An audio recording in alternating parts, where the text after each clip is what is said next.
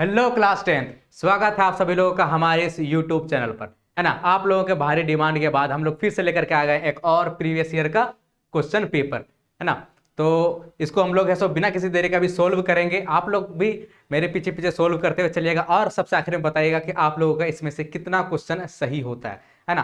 तो चूंकि अभी एग्जाम आने वाला है आप सभी लोगों का, और इसके लिए ना सबसे ज्यादा जरूरी होता है कि प्रीवियस ईयर का क्वेश्चन आप प्रैक्टिस कर ले, है ना। तो ये काफी ज्यादा जरूरी होता है, इसी को ध्यान में रखते हुए हम लोग ये लेकर के आए, है ना। तो ये फाइनल एग्जाम का ये है क्वेश्चन पेपर, और ये ओरिजिनल क्वेश्चन पेपर है ना।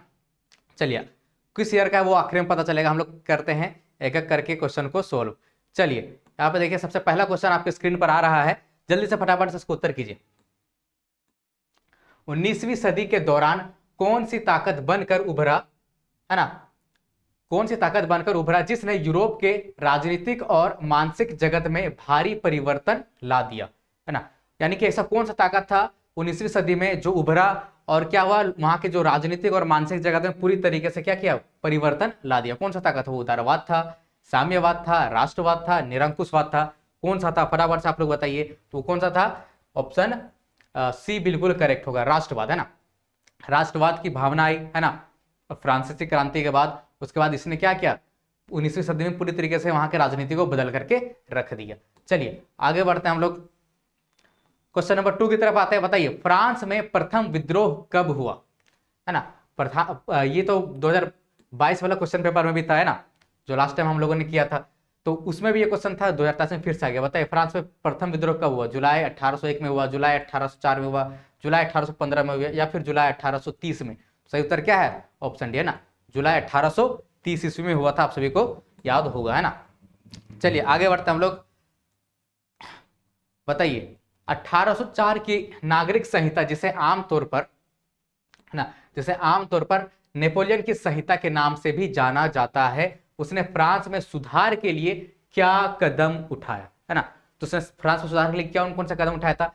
जन पर आधारित विशेषाधिकार को समाप्त कर दिया, कानून के समक्ष बराबरी और संपत्ति के अधिकारों को सुरक्षित बनाया, प्रशासनिक विभाजनों को सरल बनाया। बिल्कुल करेक्ट, है ना, तीनों की तीनों सही है। तो इसलिए सही उत्तर क्या होगा? इनमें से सभी, है ना। ऑप्शन डी इसका क्या होगा? बिल्कुल करेक्ट होगा। चलिए क्वेश्चन नंबर 4 की तरफ बढ़ते हैं हम लोग। बताइए, 1917 में गांधी जी ने खेड़ा जिला, है ना, खेड़ा जिले के किसानों की मदद के लिए सत्याग्रह का आयोजन किया था। खेड़ा भारत के किस राज्य में स्थित है? पता है किस राज्य में स्थित है? गुजरात, मध्य प्रदेश, राजस्थान, महाराष्ट्र। इस तरफ का क्वेश्चन हम लोग पहले भी कर चुके हैं ना। तो सही उत्तर क्या है इसका? गुजरात, है ना। खेड़ा कहां पे है? गुजरात में। चलिए आगे बढ़ते हैं। इससे रिलेटेड एक और क्वेश्चन था, चंपारण जिला जो कि बिहार में, है ना। चलिए आगे बढ़ते हैं हम लोग। साइमन कमीशन भारत क्यों आया, है ना। साइमन कमीशन भारत क्यों है? साइमन कमीशन बहुत ही इंपॉर्टेंट है ये टॉपिक, इससे रिलेटेड लॉन्ग क्वेश्चन पे आने का चांसेस लग रहा है ना। तो बताइए, साइमन कमीशन भारत क्यों आया था? नई शिक्षा नीति लागू करने के लिए, लगान संबंधित नए कानून बनाने के लिए, संवैधानिक व्यवस्था की कार्यशैली का अध्ययन करने के लिए, या फिर व्यापार संबंधित कानून बनाने के लिए? सही उत्तर क्या है? ऑप्शन सी, है ना, संवैधानिक व्यवस्था की कार्यशैली का अध्ययन करने के लिए आया था। अब आप लोग को यहाँ पे बताना है कि साइमन कमीशन भारत कब आया था। साइमन कमीशन का गठन, है ना, 1927 ईस्वी में हुआ था, आप सभी को पता है। लेकिन ये भारत कब आया था ये आप लोग को बताना है कमेंट सेक्शन के अंदर, है ना। फटाफट से आप लोग उत्तर कीजिए, जल्दी से बताइए। अब हम लोग आते हैं क्वेश्चन नंबर 6 की तरफ। चलिए बताइए, 1840 के दशक, है ना, 1840 के दशक के मध्य में आयरलैंड में किसी बीमारी के कारण निम्न में से कौन सा फसल खराब हो गया जिससे लाखों लोग भूखमरी के कारण मौत के मुंह में चले गए? ठीक है, 1840 के दशक में ना एक कोई सा भी बीमारी था, है ना, वो क्या था, वो किस फसल को खराब कर देता है जिससे आयरलैंड में क्या हो जाता है, वहां पे भूखमरी हो जाता है ना, यानी वहां पे लाखों लोग मारे जाते हैं, जिसको हम लोग क्या बोलते हैं, एक अकाल बोलते हैं, मतलब आयरलैंड का अकाल। तो किस फसल की बात हो रही है यहाँ पे? चावल, आलू, मक्का, मूंगफली? तो सही उत्तर क्या है? आलू, है ना। आलू का अकाल पड़ गया था, आलू में कोई बीमारी वगैरह लग गया होगा, सारा पौधा मर गया, तो उसकी वजह से वहां के लोग निर्भर थे पूरे तरीके से आलू पर ही। तो वहां के लोगों को कुछ खाने के लिए मिला नहीं, तो वहां पे लोग भूखमरी से मरने लगे। ठीक है, इंग्लिश वाले बच्चे इंग्लिश भी पढ़ते हुए जाएंगे ना। यहाँ पे जैसे लिखा, which of the following caused crop failure in Ireland in the mid 1840s due to a disease that caused millions to die of starvation, है ना, स्टारवेशन यानी कि भूखमरी का शिकार हो गए। चलिए आगे बढ़ते हैं हम लोग। बताइए प्रथम विश्व युद्ध खत्म होने के केवल 2 दशक बाद, ठीक है, ये क्वेश्चन भी हम लोग कर चुके हैं ना, अब सभी को पता है। बताइए प्रथम विश्व युद्ध खत्म होने के केवल 2 दशक बाद दूसरा विश्व युद्ध शुरू हो गया, जिसमें एक गुट में धुरी शक्तियां मुख्य रूप से नाजी जर्मनी, जापान और इटली थी, तो दूसरी खेमे में मित्र राष्ट्रों के नाम से जाना जाता था। उनमें से कौन कौन से देश थे, है ना। यह काफी लंबा क्वेश्चन है लेकिन क्वेश्चन छोटा ही सा, यहाँ सिंपली पूछा जा रहा है कि मित्र राष्ट्र में कौन कौन से थे। तो मित्र राष्ट्र में कौन थे? ब्रिटेन, सोवियत संघ, फ्रांस और भारत। ब्रिटेन, फ्रांस, अमेरिका और भारत। ब्रिटेन, सोवियत संघ, फ्रांस और अमेरिका। ब्रिटेन, सोवियत संघ, अमेरिका और भारत। सही उत्तर क्या है? ऑप्शन सी बिल्कुल सही है ना, ब्रिटेन, सोवियत संघ, फ्रांस और अमेरिका मुख्य रूप से मित्र राष्ट्र के देश है ना। चलिए आगे बढ़ते हैं हम लोग क्वेश्चन नंबर 8 की तरफ। बताइए 1929 की आर्थिक मंदी के कारण दुनिया के ज्यादातर हिस्सों में निम्न में से किसकी भयानक गिरावट दर्ज की गई, है ना। महामंदी आई थी कब? 1929 में आई थी। और इसने क्या किया? इसने तो काफी तबाही तो लाई थी। तो यहाँ पे बताना है इसके वजह से किस चीज में गिरावट दर्ज हुई? उत्पादन में। तो उत्पादन में तो गिरावट होती है ना। मंदी मतलब क्या होता है? मार्केट में डिमांड वगैरह, मांग वगैरह कम है ना, लोग कुछ खरीद नहीं रहे, खरीदने के लिए लोगों के पास पैसा नहीं है, उसको क्या बोलते हैं? मंदी बोलते हैं। तो उत्पादन में कमी लाई, बिल्कुल लाई। रोजगार में कमी आई, बिल्कुल आई, है ना। आय और व्यापार में कमी आई, बिल्कुल, तीनों आई, है ना। तो इनमें से सभी क्या होगा? बिल्कुल करेक्ट होगा। चलिए आगे बढ़ते हैं हम लोग क्वेश्चन नंबर 9 की तरफ। बताइए बुनकरों को कच्ची कपास की समस्या का सामना क्यों करना पड़ा? जो बुनकर है, जो कपड़े बुनते हैं, उसको क्या बोलते हैं? बुनकर बोलते हैं। तो उनको कच्चे कपास की समस्या का सामना क्यों करना पड़ा? कच्चे कपास के निर्यात में वृद्धि हुई, कपास की फसल नष्ट हो गई, स्थानीय बाजार सिकुड़ गए, निर्यात बाजार गिर गया। तो क्या किस वजह से इन लोगों को समस्या का सामना करना पड़ा था? तो सही उत्तर क्या है? ऑप्शन ए, कच्चे कपास के निर्यात में वृद्धि हो गई थी। निर्यात यानी कि दूसरे देश में भेजे जाना। अब जब दूसरा देश भेजे जा रहा है कपास, तो जो भारत के जो देश के अंदर जो बुनकर है उसको कपास कैसे मिलेगा ना, तो ये समस्या पैदा हो गई थी उस समय। चलिए आगे बढ़ते हम लोग क्वेश्चन नंबर 10 की तरफ बढ़ते हैं। अब बताइए 19वीं शताब्दी के दौरान ब्रिटेन में सर्वाधिक गतिशील उद्योग कौन से थे? सर्वाधिक गतिशील उद्योग कौन से थे? कब? 19वीं शताब्दी के दौरान। ठीक है, बताइए धातु और चीनी, बहुत बड़ी क्वेश्चन हम लोग भी कर चुके हैं ना, तो काफी आसान सा सवाल है। बताइए धातु और चीनी, कपास और चीनी, कपास और धातु, कपास और पेट्रोलियम। सही उत्तर क्या है? कपास और धातु सबसे गतिशील उद्योग थे। चलिए आगे बढ़ते हम लोग क्वेश्चन नंबर 11 की तरफ, है ना। चलिए मुद्रण तकनीक सबसे पहले कहां विकसित हुई? मुद्रण यानी कि प्रिंटिंग, है ना। प्रिंटिंग टेक्नोलॉजी सबसे पहले कहां विकसित हुई? भारत, चीन, फ्रांस, यूरोप। तो सबसे पहले कहां? चाइना में आई थी, है ना। प्रिंटिंग टेक्नोलॉजी सबसे पहले कहां आई थी? चाइना में आई थी। चलिए आगे बढ़े हम लोग क्वेश्चन नंबर 12 की तरफ बढ़ते हैं।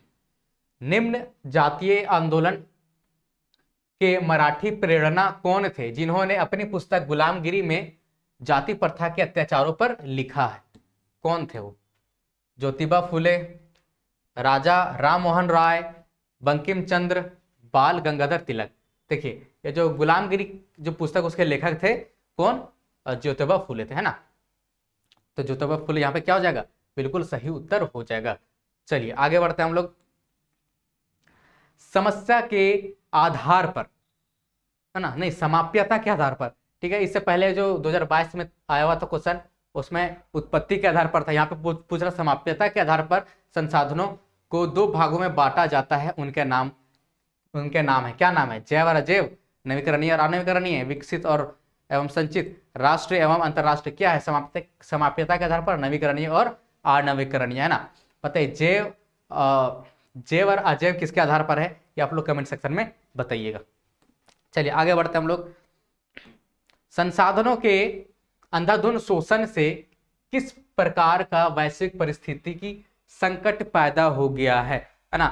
संसाधनों का हम लोग क्या करते हैं? बहुत ही ज्यादा उपयोग करते हैं, है ना। और उसके वजह से किस तरह का समस्या पैदा हो गई है, ये आपको बताना है। क्या भूमंडलीय तापमान बढ़ रहा है? बोलेंगे हाँ बिल्कुल बढ़ तो रहा है ना। ओजोन परत अवक्षय, है ना। क्या ओजोन परत को नुकसान पहुंच रही है? बिल्कुल, है ना। पर्यावरण प्रदूषण हो रहा है, बिल्कुल, तो इनमें से सभी बिल्कुल करेक्ट उत्तर हो जाएगा। ज्यादा संसाधनों के शोषण से ये सारी समस्याएं पैदा हो रही है। क्वेश्चन नंबर 15 की तरफ हम लोग बढ़ते हैं। वनों और वन्य जीवन का संरक्षण करना आवश्यक है क्योंकि इससे क्या होता है बताइए। वन और वन्य जीव का संरक्षण क्यों करना चाहिए, है ना, इससे हमारा क्या फायदा होगा। पारिस्थितिकी विविधता बनी रहती है, बिल्कुल विविधता बनी रहती है, विविधता बनी रहेगी, ये इंसानों के लिए सबसे ज्यादा फायदेमंद है ना।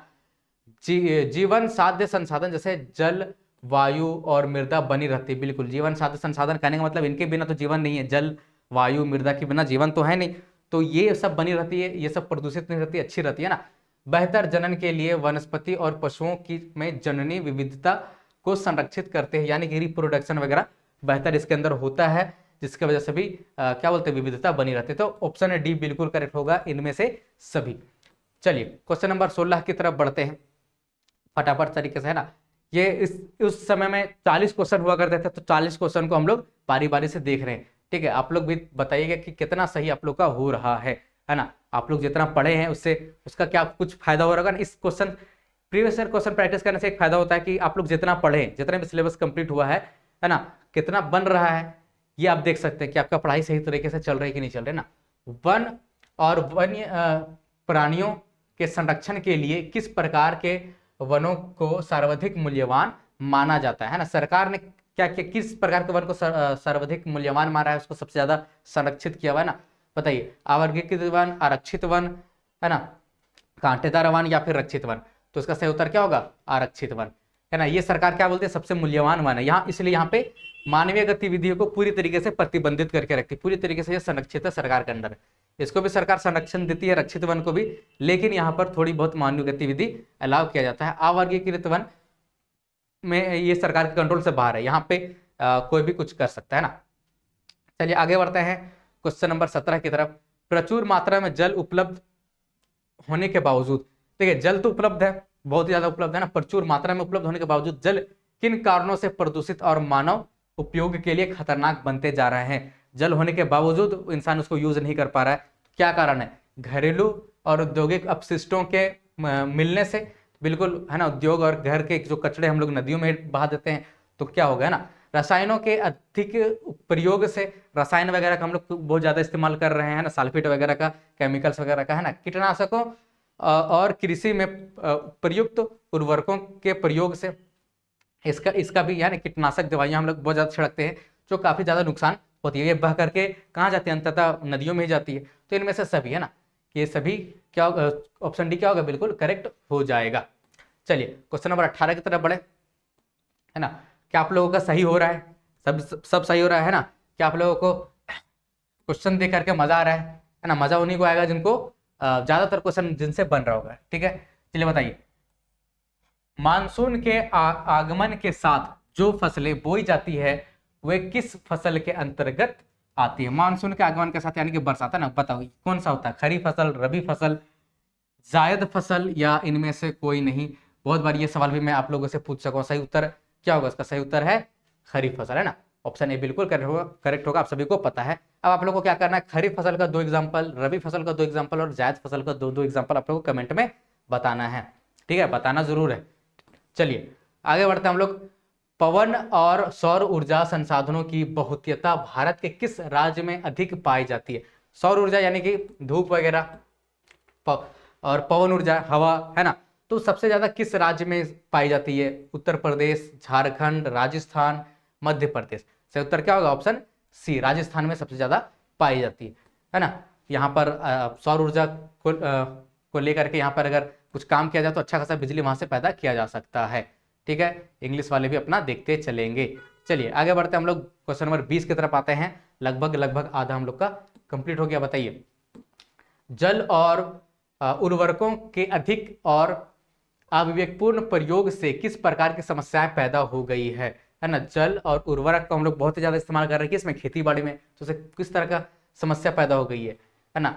जलाक्रांतता, है ना, लवणता, सूक्ष्म पोषक तत्वों की कमी और इनमें से सभी समस्याएं पैदा हो गई है। यानी कि जल जमाव वगैरह एक तरीके से इसको बोलते हैं, है ना। लवणता बढ़ रही है पानी में ज्यादा जल जमा होने से और उर्वरक यूज करने से। उसके अलावा सूक्ष्म उर्वरक ज्यादा, केमिकल वगैरह ज्यादा यूज करने से क्या होता है, सूक्ष्म पोषक तत्व होते हैं उसकी कमी होती चली जा रही है।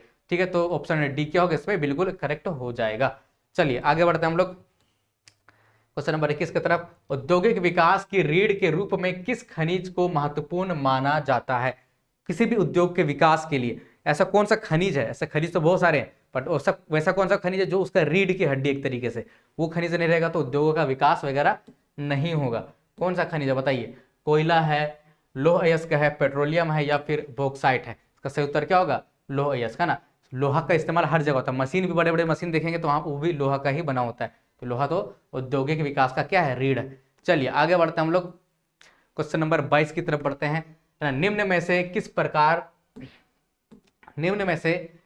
किस प्रकार के खनिजों का प्रयोग आणविक ऊर्जा के उत्पादन में किया जाता है? आणविक ऊर्जा कहने का मतलब है न्यूक्लियर एनर्जी, है ना। तो किसका इस्तेमाल करते हैं हम लोग? यूरेनियम और थोरियम का, यूरेनियम और जिप्सम का, है ना, और यूरेनियम और एल्युमिनियम का, यूरेनियम और मैग्नीशियम का। किसका? तो सही उत्तर क्या होगा? ऑप्शन ए, यूरेनियम और थोरियम का हम लोग इस्तेमाल करते हैं न्यूक्लियर एनर्जी बनाने में। चलिए आगे बढ़ते हैं हम लोग क्वेश्चन नंबर 23 की तरफ। वायु प्रदूषण निम्न में से किस प्रकार, है ना, वायु प्रदूषण निम्न में से किस प्रकार किस पर अपना दुष्प्रभाव डालता है? वायु प्रदूषण किस पर दुष्प्रभाव डालता है? वायु प्रदूषण आज के समय में तो बहुत चर्चा में है, खास करके दिल्ली की वजह से, क्योंकि दिल्ली के लोग काफी ज्यादा परेशान है वायु प्रदूषण से। तो ये दुष्प्रभाव किस पर डालता है? मानव स्वास्थ्य पर, पशुओं पर, पौधों पर, या इनमें से सभी? बहुत आसान सा जवाब, सभी पर डालेगा ना। वायु प्रदूषण होगा तो सिर्फ ऐसा तो नहीं कि सिर्फ मनुष्यों को ही दिक्कत होगा, सभी को दिक्कत होगा, है ना। लेकिन कारण इसका तो मनुष्य है वायु प्रदूषण का, लेकिन भुगतना सबको पड़ता है ना। चलिए आगे बढ़ते हैं हम लोग क्वेश्चन नंबर 24 की तरफ। बताइए, बेल्जियम में अल्पसंख्यक के रूप में किस भाषा के बोलने वाले लोग तुलनात्मक रूप से क्या है? ज्यादा समृद्ध है। ये भी हम लोग क्वेश्चन हम लोग कर चुके हैं ना। ज्यादा क्या है? समृद्ध और ताकतवर है। कौन सा भाषा बोलने वाले लोग हैं बेल्जियम में तो ज्यादा तुलनात्मक रूप से? किसके तुलना से? डच की तुलना से। कौन है? पता है, फ्रेंच है, डच है, जर्मन है, या फिर सिहली है? कौन है? फ्रेंच है ना। फ्रेंच अल्पसंख्यक है, इसके बावजूद थोड़ा सा वो लोग ज्यादा समृद्ध थे, है ना, डच बोलने वालों से। ठीक है, चलिए कौन कितना प्रतिशत है, इससे भी क्वेश्चन आता है, इसलिए ये भी आप लोग पता आप लोग को तो पता होगा, कई बार मैं आप लोग को बता चुका है ना। चलिए बताइए आप लोग, जब 1956 में श्रीलंका में कानून बनाया गया तो उसमें किन किन बातों को जोड़ा गया? ये भी बहुत बार आप लोगों को बता चुका है ना। सिहली को एकमात्र राजभाषा घोषित किया गया, बिल्कुल किया गया। सरकारी नौकरी में सिहलियों को प्राथमिकता दी गई, बिल्कुल। सिहली भाषा बोलने वालों को ज्यादा प्राथमिकता दी गई, है ना। बौद्ध मत को संरक्षण और बढ़ावा दिया गया, बिल्कुल, बौद्ध धर्म को बढ़ावा दिया गया। तो इनमें से सभी बिल्कुल करेक्ट उत्तर हो जाएगा। चलिए आगे बढ़े हम लोग। यहाँ इसी को तो बहुत संख्या के बाद बोलते हैं ना, वहां पर तमिल बोलने वालों को पूरी तरीके से क्या बोलते हैं, इग्नोर कर दिया गया। इसी वजह से फिर वहां पे क्या होता है? गृह युद्ध होता है। चलिए क्वेश्चन नंबर 26 की तरफ बढ़ते हैं। बताइए, निम्नलिखित में से कौन कार्यपालिका और विधायिका द्वारा बनाए गए कानूनों पर अंकुश यानी कि कंट्रोल रखता है? संसद रखता है, राष्ट्रपति रखता है, न्यायपालिका रखता है, प्रधानमंत्री रखता है? सही उत्तर क्या है? ऑप्शन सी, न्यायपालिका रखता है ना। न्यायपालिका अगर कोई कुछ भी गड़बड़ सड़बड़ होती है कानून में तो उसको व्याख्या करने का अधिकार या फिर किसी कानून को रद्द करने का अधिकार इस न्यायपालिका के पास होती है। चलिए आगे बढ़ते हैं हम लोग। पोखरण, जहां भारत में 1998 में अपने परमाणु परीक्षण किए, है ना, परमाणु परीक्षण किया गया था, कहां पे? पोखरण में किया गया था। तो वह भारत के किस राज्य में स्थित है? इसके बाद ही तो भारत क्या बना? परमाणु शक्ति बना ना। कुछ ही देश है जिसके पास परमाणु हथियार है और भारत भी उसमें से एक है। तो किस राज्य में वो स्थित है पोखरण? राजस्थान में है, गुजरात में, महाराष्ट्र में, उत्तर प्रदेश में? किसमें? राजस्थान में है ना। राजस्थान से रिलेटेड दो क्वेश्चन आ गया। चलिए आगे बढ़ते हैं हम लोग। बताइए, सामाजिक विभाजन अधिकांशतः आधारित होता है। देखिए इस तरह का क्वेश्चन भी आता है ना, जिसमें इंसान थोड़ा सा कंफ्यूज हो सकता है। बताइए, सामाजिक विभाजन अधिकांशतः आधारित होता है मृत्यु पर, विवाह पर, जन्म पर, शिक्षा पर? किस पर होता है सामाजिक विभाजन? यानी कि समाज में जो विभाजन होता है अलग अलग, किस पर आधारित होता है? वो जन्म पर ही आधारित होता है ना। चाहे वो धर्म की बात करें, चाहे वो लिंग की बात करें, चाहे जाति की बात करें, आप है सो अपना धर्म, अपना जाति, लिंग डिसाइड नहीं कर सकता ना। तो आपके जन्म पर ही क्या है? सामाजिक विभाजन मतलब सामाजिक विभाजन आधारित होता है अधिकांशतः।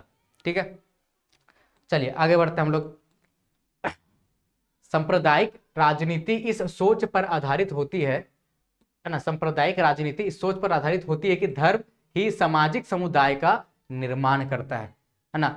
इस मान्यता के अनुकूल सोचना क्या कहलाता है? अगर ऐसा भी ऐसा कोई सोचता है कि धर्म ही सामाजिक समुदाय का निर्माण करता है तो वो क्या कहलाएगा? धर्मनिरपेक्षता, सांप्रदायिकता, आत्मनिर्भरता, जातिवाद, क्या कहलाएगा? वो सांप्रदायिकता कहलाएगा। क्यों कहलाएगा इसको थोड़ा समझने की जरूरत है ना, क्योंकि ये जो सामाजिक समुदाय का निर्माण धर्म ही करती है ऐसा नहीं माना जा सकता है ना। क्योंकि धर्म तो एक तो फेथ हो गया है ना, लेकिन ये क्या बोलते हैं, ये सामाजिक समुदाय का ही सिर्फ धर्म से ही निर्माण होता है ऐसा नहीं है। क्योंकि ऐसा मानने वाले लोगों का ये कहना होता है कि एक धर्म के मानने वाले सभी लोग एक जैसे होते हैं, एक जैसा मानसिकता होता है, एक जैसा सोच होता है, लेकिन ऐसा नहीं है ना, लोगों का सोच अलग अलग होता है। ठीक है, तो अगर ऐसा कोई सोचता है तो उसको हम लोग क्या बोलेंगे? वो सांप्रदायिक इंसान है ना, यानी कि सांप्रदायिकता। ऐसा अगर इस मान्यता के अनुकूल सोचना क्या कहलाता है? सांप्रदायिकता कहलाता है। ठीक है, चलिए आगे बढ़ते हैं हम लोग। निम्नांकित में से किस राज्य में शिशु मृत्यु दर सबसे कम है? शिशु मृत्यु दर सबसे कम किस राज्य में है? बहुत बार मैं आप लोगों को ये क्वेश्चन बता चुका ना, पंजाब में, बिहार में, छत्तीसगढ़ में, केरला में। कहां पे? तो केरल में। ठीक है, चलिए आगे बढ़े, क्वेश्चन नंबर 31 की तरफ बढ़ते हैं। निम्नांकित में से किसे औसत आय भी कहा जाता है? औसत आय किसे कहा जाता है? ये भी कई बार पूछा गया सवाल। राष्ट्रीय आय को बोला जाता है, प्रति व्यक्ति आय को बोला जाता है ना, कुल आय को बोला जाता है, इनमें से सभी। तो क्या होगा? प्रति व्यक्ति आय। देखिए यहाँ पे इनमें से सभी है, लेकिन क्या इनमें से सभी को टिक किया गया? नहीं, ये सही उत्तर है नहीं, है ना। इसलिए हर बार ऐसा नहीं होता कि इनमें से सभी सही हो जाएगा। ठीक है, तो प्रति व्यक्ति आय यहाँ पे क्या होगा? सही। औसत आय किसको बोला गया है? प्रति व्यक्ति आय को बोला गया है। चलिए आगे बढ़ रहे हैं हम लोग, क्वेश्चन नंबर 32। सार्वजनिक और निजी क्षेत्र किस आधार पर विभाजित है? सार्वजनिक और निजी क्षेत्र किस आधार पर विभाजित है? रोजगार की शर्तों के आधार पर, उद्यमों के स्वामित्व के आधार पर, आर्थिक गतिविधियों के आधार पर, उद्यमों में नियोजित श्रमिकों के आधार पर। यह भी मैं आप लोगों को से कई बार पूछ चुका है ना। सार्वजनिक और निजी क्षेत्र, सार्वजनिक क्षेत्र सरकार के अंदर होती है, निजी क्षेत्र निजी व्यक्ति के अंदर होती है। तो ये उद्यमों के स्वामित्व के आधार पर वर्गीकृत किया गया ना, विभाजित किया गया। तो ऑप्शन बी क्या होगा? बिल्कुल करेक्ट होगा। स्वामित्व यानी कि मालिकाना हक, है ना, ऑनरशिप। ठीक है, जो सरकार के कंट्रोल में वो सार्वजनिक, जो निजी व्यक्ति के हाथ में है वो निजी। चलिए आगे बढ़ते हैं क्वेश्चन नंबर 33 की तरफ, है ना। कौन सा क्षेत्र भारत में सबसे बड़े रोजगार उत्पादक क्षेत्र के रूप में जाना जाता है? बहुत ही कंफ्यूजिंग सा क्वेश्चन यहाँ पे पूछा गया है। ठीक है, इसमें तो मैं भी कंफ्यूज हो जाता हूँ ना। बताइए कौन सा क्षेत्र भारत में सबसे बड़े रोजगार उत्पादक, है ना, सबसे बड़े रोजगार उत्पादक क्षेत्र के रूप में जाना जाता है? तृतीय क्षेत्र, द्वितीय क्षेत्र, विज्ञान और प्रौद्योगिकी या प्राथमिक क्षेत्र? देखिए इस क्वेश्चन में मैंने काफी गहन सोचा, क्योंकि ये मुझे बार बार कंफ्यूज कर देता है। क्योंकि यहाँ पे क्वेश्चन अगर ये सिंपली बिना कंफ्यूजिंग वाला सवाल अगर ऐसा होता कि कौन सा क्षेत्र है जो यहाँ पर सबसे ज्यादा नए रोजगार सृजन करता है ना, यानी कि नए रोजगार सृजन करना, नए रोजगार पैदा करना, तो वो अभी तृतीय क्षेत्र कर रहा है बाकी के तुलना में, है ना। अगर ये कहा था कि कौन सा ऐसा क्षेत्र है जहां पर अभी भी सबसे ज्यादा लोग रोजगार कर रहे हैं, यानी कि सबसे ज्यादा लोग काम कर रहे हैं, कौन सा क्षेत्र में, तो कौन सा क्षेत्र हो जाता है? वो हो जाता है प्राथमिक क्षेत्र हो जाता है, कोई कंफ्यूजन नहीं। लेकिन यहाँ बोल रहा है कि सबसे बड़े रोजगार उत्पादक क्षेत्र कौन है ना। तो इसमें काफी सोचने के बाद, सोच विचार करने के बाद मुझे ऐसा लगता है कि मुझे तृतीय क्षेत्र ही टिक करना चाहिए। ठीक है, आप लोग को भी यही टिक करना होगा। ठीक है, क्योंकि यहाँ पे भले थोड़ा सा कंफ्यूजन है, लेकिन यहाँ पे थोड़ा सोचने वाली ये बात है, सबसे बड़े रोजगार उत्पादक, है ना। भले यहाँ नहीं लिख रहा है नए रोजगार उत्पादक, ठीक है, अभी भी यहाँ पे सबसे ज्यादा लोग काम कर रहे हैं। ठीक है, लगभग 50% के आसपास भारत में अभी भी सबसे ज्यादा लोग यहीं पे काम कर रहे हैं। लेकिन यहाँ पे उत्पादक का मतलब हम लोग समझने की अगर कोशिश करें तो हम इस तरीके से भी तो निकाल सकते हैं कि नए रोजगार पैदा, भले नया नहीं लिखा हुआ, लेकिन नए रोजगार पैदा करना, ये भी तो इसके निकाला जा सकता है ना। तो मेरे हिसाब से ये तृतीय क्षेत्र ही सही होगा। ठीक है, चलिए आगे बढ़ते हैं हम लोग। क्वेश्चन नंबर 33 थोड़ा सा कंफ्यूजन था, है ना। तो हालांकि सवाल थोड़ा सा बिना कंफ्यूजन वाला भी पूछा जा सकता था, लेकिन हो सकता है जानबूझ के ऐसा कंफ्यूजन वाला सवाल पूछ दिया गया, है ना। चलिए आगे बढ़ते हैं। निम्न में से कौन महत्वपूर्ण मध्यवर्ती भूमिका प्रदान करके आवश्यकताओं के दोहरे संयोग की जरूरत को खत्म कर देती है? बहुत ही आसान सा सवाल। जो दोहरे संयोग जो होता है, जब मुद्रा नहीं होगा तो दोहरा संयोग की जरूरत पड़ता ही पड़ता है, ठीक। तो लेकिन इसकी जरूरत को कम, इसकी आवश्यकता को खत्म करता है कौन करता है? मुद्रा, विदेशी व्यापार, विकास, निर्यात। तो सही उत्तर क्या होगा? मुद्रा। मुद्रा है तो हमें कोई जरूरत नहीं है दोहरे सहयोग की, है ना, हम बस मुद्रा से कुछ भी खरीद सकते, कुछ भी बेच सकते हैं। चलिए आगे बढ़ते हैं हम लोग। सामान्यतः बहुराष्ट्रीय कंपनियां उसी स्थान पर उत्पादन इकाई स्थापित करती है जहां, जो बहुराष्ट्रीय कंपनियां कहने का मतलब है मल्टीनेशनल कंपनी, जो है ना बहुत देश में काम करती है, एक देश में नहीं है, अलग अलग देश में, है ना, बहुराष्ट्रीय, बहुत सारे राष्ट्र में। ठीक है, तो वो जो कंपनी है सो अपना फैक्ट्री वगैरह लगाएगी तो कहाँ लगाएगी? बाजार जहाँ पे नजदीक होगा वहां पे, कम लागत पर श्रमिक उपलब्ध होगा वहां पे, उत्पादन के अन्य कारक उपलब्ध होंगे वहां पे, या फिर इनमें से सभी? तो क्या होगा?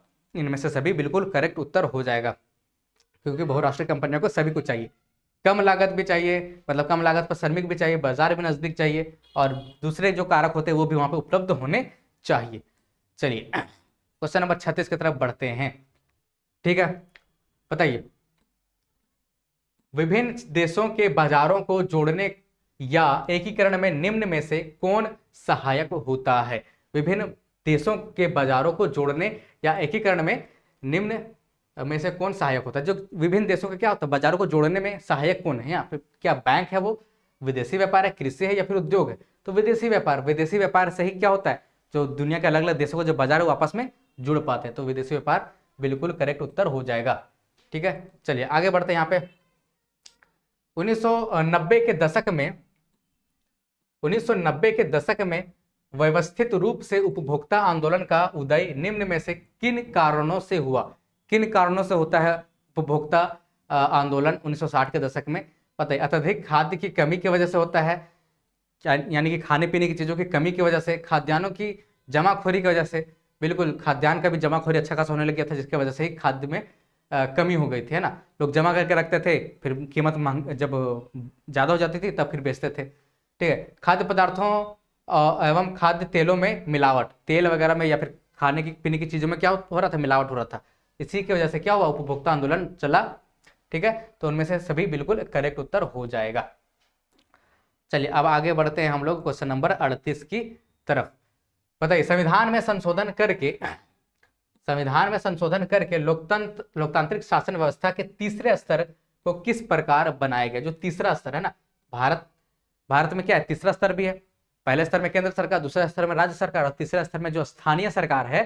ठीक है, तो उसको किस प्रकार बनाया गया? क्या उसको शक्तिशाली और प्रभावी बनाया गया, शक्तिशाली और अप्रभावी बनाया गया, या फिर संवैधानिक और अप्रभावी बनाया गया, या फिर स्वतंत्र और अप्रभावी बनाया गया? सही उत्तर क्या होगा? शक्तिशाली और प्रभावी बनाया गया। उसको थोड़ा सा शक्ति दी गई, राज्य सरकार और केंद्र सरकार से थोड़ी शक्तियां लेकर के किसको दी गई? स्थानीय सरकार को दी गई। उसको थोड़ा सा प्रभावी भी बनाया गया।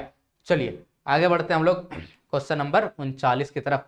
अन्य जाति समूहों के भेदभाव, अन्य जाति समूहों से भेदभाव और उन्हें अपने से अलग मानने की धारणा निम्न में से किस व्यवस्था पर आधारित है ना? किस व्यवस्था पर आधारित है? शासन व्यवस्था पर, राजनीतिक व्यवस्था पर, वर्ण व्यवस्था पर, दलीय व्यवस्था पर, है ना। यानी कि जाति समूहों से भेदभाव, यानी किसी खास किस्म के जाति से भेदभाव रखना, है ना, उसे अपने से अलग मानना, ये किस पर आधारित है? तो यहाँ पर हो सकता है आपको समझ में ना आ रहा हो, लेकिन अगर आप इंग्लिश वाला जैसे पढ़ेंगे, जैसे कई बार ऐसा होता है कि हिंदी वाला समझ में ना आए, है ना, तो आप इंग्लिश वाला भी पढ़ सकते हैं, इससे पता चल जाएगा। जैसे यहाँ पे क्या लिखा हुआ, कास्ट सिस्टम, हम लोग पढ़ चुके हैं ना, जाति व्यवस्था में ऐसा होता है, कोई एक जाति दूसरे जाति से थोड़ा घिरना वगैरह किया जा रहा है ना, तो जो कास्ट सिस्टम यानी कि वर्ण व्यवस्था। ठीक है, तो ऑप्शन सी यहाँ पे क्या होगा, बिल्कुल करेक्ट हो जाएगा। चलिए क्वेश्चन नंबर 40 और सबसे आखिरी क्वेश्चन की तरफ हम लोग बढ़ते हैं। ठीक है, चलो बताइए, लोकतांत्रिक व्यवस्था में, ठीक है, लोकतांत्रिक व्यवस्था में हित समूहों या दबाव समूहों की मुख्य उपयोगिताएं निम्न में से क्या है ना? क्या है, फटाफट से इसका बताइए। सरकार को सजग बनाए रखना, आंदोलन की सफल बनाना, राजनीतिक दलों पर प्रभाव डालना, या फिर इनमें से सभी? क्या होगा सही उत्तर? इनमें से सभी। ये जो दबाव समूह और ये जो हित समूह, इसका कहने का मतलब ये होता है, तो हित समूह या दबाव समूह कहते किसको? हर जगह, जैसे किसानों का एक अलग समूह है ना, और फिर टीचरों का भी अलग संघ हो सकता है, स्टूडेंट्स का अलग संघ हो सकता है, तो ये लोग दबाव समूह बोलते हैं या हित समूह उसको बोलते हैं, क्योंकि ये सरकार पे दबाव वगैरह बनाती है, तो इसको सरकार को ये क्या बनाती है, सजग भी बनाती है ना, ये आंदोलन वगैरह करती है, उसको सफल बनाने की कोशिश करती है। उसके अलावा राजनीतिक दल है उस पर भी प्रभाव वगैरह डालती है, उनमें से सभी बिल्कुल करेक्ट हो जाएगा। ठीक है, तो ये था हमारा लास्ट क्वेश्चन। तो बताइए आप लोग कि कितना क्वेश्चन आप लोगों का सही हो पाया। उम्मीद तो यही करते हैं कि भाई लगभग आप लोग का 35 से तो ज़्यादा सही हुआ ही होगा, है ना। चलिए बताइए कमेंट करके कितना किसका सही हुआ, और क्या और भी वीडियो चाहिए, और भी प्रीवियस ईयर का क्वेश्चन चाहिए, मुझे कमेंट सेक्शन में जरूर बताइएगा, है ना। तो आप और इस वीडियो को लाइक वगैरह कीजिए, शेयर कीजिए, यही हमें क्या देती है, मोटिवेट करती है, और हम और भी ज़्यादा वीडियोस आपके लिए बनाएंगे। ठीक है, तो मिलते हैं हम लोग नेक्स्ट वीडियो में, तब तक के लिए रखिए अपना ख्याल, बाय।